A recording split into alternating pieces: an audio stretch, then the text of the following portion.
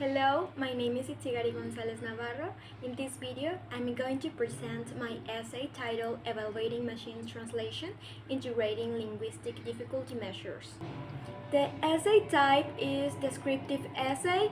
The subtype is describing and explaining causes and consequences.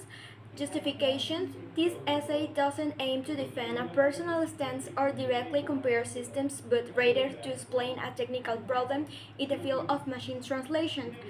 Current evaluation metrics are insufficient because they do not account for the linguistic difficulty of the served text.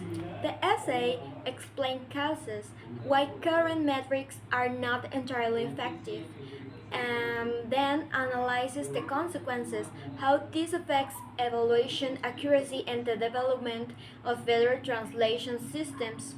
And finally, suggest solutions, incorporating variables such as sentence length, polysemy, and syntactic complexity into the metrics. Now we have the introduction. For the introduction, there are highlight elements like hook, general topic, background information, explanation of the debate, quote, and thesis statement.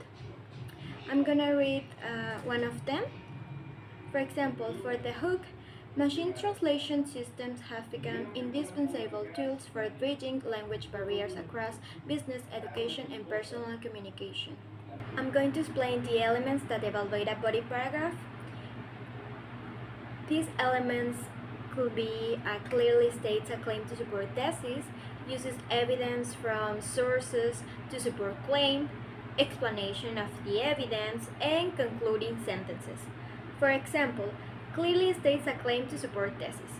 The causes of inaccurate machine translation evaluation can be explained by examining how current metrics ignore the varying difficulty levels of source text, or explanation of evidence.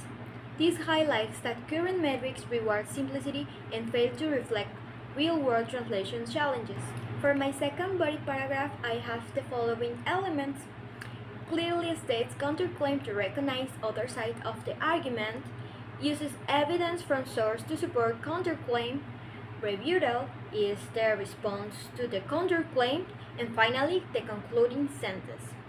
For the conclusion, I wrote 4 elements. There are restate thesis, first summary sentence, second summary sentence, and concluding sentence.